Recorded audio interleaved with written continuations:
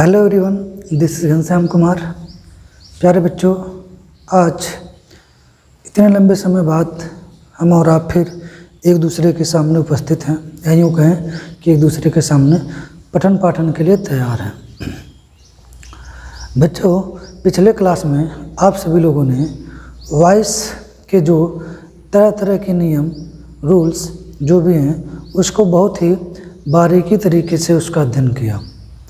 अब उसी से आगे और जो कुछ भी हमने एक्सरसाइज भी दिया, आशा कर रहा हूँ कि सब लोगों ने उसका सही प्रयोग, नियम का सही प्रयोग करके उसको यानी उस एक्सरसाइज को अच्छी तरह से सॉल्व किया होगा। बहुत से बच्चों का मेरे पास जवाब भी आया, परफॉर्मेंस बहुत ही अच्छा रहा। लेकिन बच्चों, मैंने देखा, अगर एक छोटी सी बात यहाँ कर लें, कुछ अपने फ़ायदे के लिए और आपके फ़ायदे के लिए भी, अगर देखा जाए तो इतने दिनों से हम लोग एक दूसरे से जुड़े हुए हैं और हमारे पास जो लोग वीडियो देख रहे हैं, सब्सक्राइब कर रहे हैं, नहीं, I don't know about that. लेकिन अभी देखा जाए कि करीब 300 के करीब हम लोग पहुंचने वाले हैं, हमारे सब्सक्राइबर। तो प्यारे विद्यार्थियों, मैं सोच रहा हूं कि जो लोग भी इस वीडियो को देख रहे हों, वो जल्द से जल्द कम से कम 1000 प्लस कर दें। 1000 प्लस मैं इसलिए कह रहा हूँ, मुझे कोई उसका मोनेटाइजेशन करवाने का कोई वो शौक़ नहीं है, ताकि मैं इसलिए वो कह रहा हूँ ताकि मैं लाइव क्लास ले सकूँ। मैं लाइव क्लास ले सकूँ। लाइव क्लास का मतलब हम एक दूसरे के सामने लाइव हो सके, आपके प्रश्नों को सुन सकूँ, समझ सकूँ और उसका तुरंत जवाब दे सकें। इसलिए ज़रूरी है कि 1000 सब्सक्राइबर कम से कम होने चाहिए। तो आप लोग जल्द से जल्द यार इसको बढ़ाओ, 1000 कर ही दो। बाकी 300 के करीब हम लोग पहुँचने वाले हैं, पहुँच चुके हैं कह सकते हैं। लेकिन आप लोगों से एक बार फिर मैं यूँ कहें कि रिक्वेस्ट ही मान लीजिए कि जल्द से जल्द आप लोग 1000 प्लस करने की कोशिश करें। चलिए बच्चों, हम अब आते हैं अपने सीधे इस मुद्दे पे, जो कि हमारा काम है पठन पाठन। तो आप लोगों ने बहुत से रूल्स पढ़े होंगे। आज का जो रूल है बच्चों, रूल कुछ इस प्रकार से है। आप सभी लोगों ने इसके पहले नरेशन पढ़ा होगा, यानी डायरेक्ट और इनडायरेक्ट नरेशन। शायद आपको कुछ याद आ रहा होगा डायरेक्ट और इनडायरेक्ट नरेशन के बारे में। तो अगर एक्टिव वॉइस की बनावट कुछ इस प्रकार से हो, जैसे मैं पहले जैसे लिख रहा हूँ, आप उसको देखेंगे और समझने की कोशिश करेंगे, फिर उसके रूल के बारे में हम लोग चर्चा कर लेंगे। जैसे मान लीजिए लिखा हो, ही सेड दैट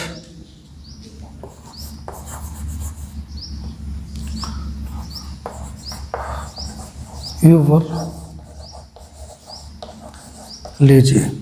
बच्चों, आपको दिख रहा होगा लिखा हुआ he said that you were लीजिए।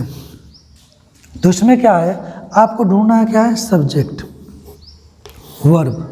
क्या है, वर्ब। अब हम पूछे हैं, अगर ये पूछें पूरा क्वेश्चन, हम ही सेड पूछने का व्हाट, ये जो जितना है ये उदाहरण है किसका, सॉरी, किससे प्रश्न पूछा जा रहा है, व्हाट। किससे प्रश्न पूछा जा रहा है, व्हाट। तो कहीं ना कहीं ये पूरे का पूरा आपका क्या है, ऑब्जेक्ट है। समझ में आ रहा है ना मैं क्या कह रहा हूँ, ये क्या है, ऑब्जेक्ट है। चलिए अब दो चीज़ें हम यहाँ बात कर लें।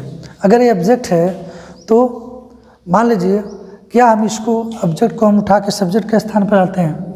क्या इसको हम यहाँ ला दें रूल के अनुसार? यहाँ ला सकते हैं? कहोगे नहीं सर, क्यों? क्योंकि इतना एक क्लास है, एक उपवाक्य है, इसको नहीं। चलिए दूसरे तरीके से समझते हैं।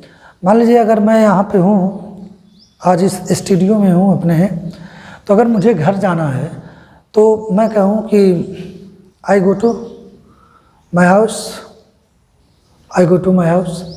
तो आप देखेंगे मेरे घर पहुँचने के 2 साधन हो सकते हैं। क्या? पहला, या तो मैं अपने बाइक से घर चला जाऊँ। दूसरा, या तो घर को उठवा करके यहाँ लाऊँ और उसमें बैठ जाऊँ। यही 2 हो सकते हैं। तो अगर पहला तो आपको लग रहा है वहाँ सारे तो सही है, पहला मैं सूटेबल्स है, और घर को उठवा के यहाँ लाना, ये तो क्या है, नॉनसेंस वाली बात हुई, अर्थात ये संभव नहीं है। आप क्या मैं कह रहा हूँ आप उसको समझिए, यानी मैं वहाँ जा सकता हूँ, लेकिन घर को उठवा के बगल में रख के उसमें मैं घुस जाऊँ, ये संभव नहीं है। समझ में आ गया? तो मान लीजिए क्या है, आपका वही घर है। अब इसको उठा के आप यहाँ नहीं ला सकते। समझ में आ रहा क्या कह रहा हूँ? इसको उठा के आप यहाँ नहीं ला सकते, ठीक। हाँ, ये हो सकता है कि मैं वहाँ चला जाऊँ। तो कहने का मतलब था ये सब्जेक्ट हो गया, ये वर्ब, इस पूरे वर्ब का ये ऑब्जेक्ट है, यहाँ से लेकर के यहाँ पूरा क्या ऑब्जेक्ट है। प्रश्न पूछा हमने व्हाट से, किससे, व्हाट से। समझ में आ गया। तो इसका मतलब ये है कि ये ट्रांजिटिव वर्ब है। और जब ट्रांजिटिव वर्ब है बच्चों, अब देखो, अब यहाँ से हो रहा है तो प्रश्न पूछ दे रहा है व्हाट का, समझ में आ रहा है, व्हाट। अगर हम इसका पैसिव वॉइस बनाएं, इसका पैसिव वॉइस बनाएं, तो एक डमी सब्जेक्ट की बात हम लोग कर लें। डमी सब्जेक्ट अपनी तरह से मान लिया जाता है। जैसे अब इसका क्या होगा, तो डमी सब्जेक्ट हम ले लें। डमी सब्जेक्ट हमारा हो गया ईट। क्या हो गया, ईट। बच्चों यहाँ कोई भी सब्जेक्ट रहे, कोई भी सब्जेक्ट रहे, चाहे एक वचन हो चाहे बहुवचन हो, बात को ध्यान से समझिएगा, चाहे एक वचन हो चाहे बहुवचन हो, सबके लिए हम डमी सब्जेक्ट ईट का प्रयोग करेंगे। किसका, ईट। उसके बाद देखेंगे यहाँ से लेकर के जो वर्ब है किस टेंस में है, तो आपको पता चला पास्ट टेंस है। पास्ट इंडेफिनिट होने के कारण यहाँ हो जाएगा वॉच, इट वॉच सेड। अब यहाँ बाय हिम आप लिख सकते हैं, बाय हिम। समझ में आ गया। अगर आप बाय हिम मत लिखिए, तभी ऊपर के वाक्य को देख करके आप समझ जाएंगे कि ये हम डमी सब्जेक्ट का प्रयोग किए हैं, तो बाय हिम होगा। अब जो बच्चों यहाँ से लेकर के अब हम देखें, you were lazy, you were what, आपने कहा lazy, sorry you were lazy, तुम क्या थे। तो ये क्या है आपका, ये ट्रांजिटिव ऑब्जेक्ट है, नहीं है। क्यों, क्योंकि कम्प्लीमेंट है। समझ में आ रहा क्या है, कम्प्लीमेंट, अर्थात इसका पैसिव वॉइस नहीं बनेगा, तो आप इसको वैसे ही लिख देंगे, दैट यू वर लेजी। समझ में आया इतनी बात। चलिए एक बार और आपको समझाते हैं।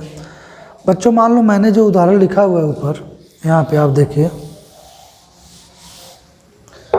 आपका ये सब्जेक्ट है, ध्यान दीजिएगा, ये आपका क्या है, सब्जेक्ट है, ये वर्ब है। सब्जेक्ट और वर्ब को लेकर के हम व्हाट से प्रश्न कर रहे हैं, तो हमको पूरा ये जवाब मिल रहा है, क्या ये।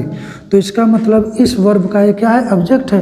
जब इस वर्ब का ऑब्जेक्ट है तो हम इसका पैसिव वॉइस बना सकते हैं। कैसे, हम अपनी तरफ से एक डमी ऑब्जेक्ट सब्जेक्ट की बात करेंगे जो कि होगा इट। उसके बाद टेंस पहचानेंगे, किस टेंस में, उसकी हेल्पिंग वर्ब यानी चेंजिंग हेल्पिंग वर्ब, वर्ब की third form by plus object. उसके बाद ये जो है इस वाक्य को हम पूरा उतार देंगे। क्यों, क्योंकि यहाँ जो वर्ब दिया हुआ है वर्ब ए इंट्रांजिटिव वर्ब है। अगर ये ट्रांजिटिव वर्ब होता तो दैट के बाद इसका भी पैसिव वॉइस बनता। कैसे, वो हम अपने अगले रूल में भी आपको समझाते हैं। ठीक, चलिए ये समझ में आया। अब रूल की बात करें तो रूल आप ऐसे कह सकते हैं, जैसे कि आपको दिख रहा होगा, यदि एक्टिव वॉइस की बनावट subject plus verb that plus clause, ध्यान दीजिएगा, यदि एक्टिव वॉइस की बनावट subject plus verb plus that plus clause, बच्चों कोष्टक में मैंने लिखा हुआ है इंट्रांजिटिव वर्ब। अगर जो क्लॉज है वो इंट्रांजिटिव वर्ब है तो समझ में आ रहा है ना, क्लॉज जो इंट्रांजिटिव वर्ब है मतलब क्या, जो आपको यहाँ दिख रहा होगा। जैसे आप देखिए उदाहरण मैंने यहाँ दिया हुआ है ना, तो यही उदाहरण क्या है, इंट्रांजिटिव वर्ब का है। तो वही जो लिखा हुआ है क्लॉज इंट्रांजिटिव वर्ब, समझ में आ रहा है। कोष्टक में हो तो पैसिव वॉइस की बनावट हम अपने तरफ से डमी सब्जेक्ट की बात करें, डमी सब्जेक्ट हमारा क्या है, इट है। तो पैसिव वॉइस की बनावट it plus changing verb plus verb की third form plus suitable preposition plus subject plus that के बाद वही हमारा इंट्रांजिटिव क्लॉज। समझ में आ गया। तो पैसिव वॉइस की बनावट ये होगी, ये हमारा रूल है। आपको समझ में आ गया होगा। चलिए एक दो उदाहरण और लेते हैं। बच्चों अगर कोई भी रूल्स या कोई उदाहरण दे रहे हैं तो आप उसको ध्यान से सुनने की कोशिश करें, तब आपको समझ में आएगा, अन्यथा आप पाएंगे कि आपके लिए सब बेकार रहेगा।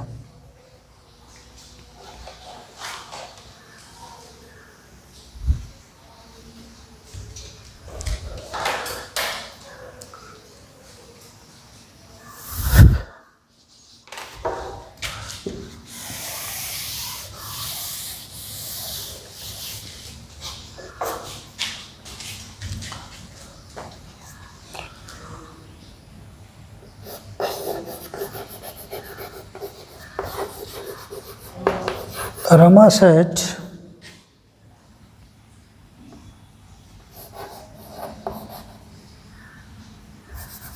that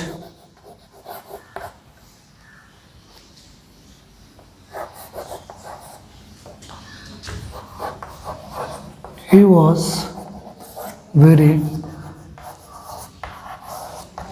lazy या फिर naughty। ठीक, Rama said that he was very lazy or naughty। अगर इसका हम बात करें तो आपको समझ में आ गया होगा, ये हमारा क्या है सब्जेक्ट, ये हमारा क्या है वर्ब, और ये जो पूरा का पूरा है बच्चों, ये हमारा क्या है इसी वर्ब का ऑब्जेक्ट यानी वर्ड से प्रश्न करने पे ये पूरा का पूरा हमको जवाब मिल रहा है। ठीक, तो हमारा वो ऑब्जेक्ट होगा। और आपको हमने कहा ऑब्जेक्ट को इधर लाने की ज़रूरत नहीं, ऐसे रूल के लिए या फिर यदि किसी सेंटेंस का स्ट्रक्चर इस प्रकार से हो तो इसके लिए रूल आपको दिख ही रहा होगा। तो हम अपनी तरफ से चुनते हैं इट वाज सेड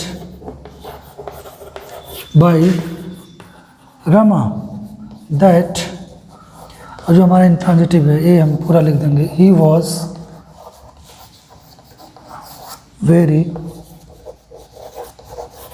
लेजी और नॉटी। समझ में आया? चलिए दो एक उदाहरण और लेते हैं, उसके बाद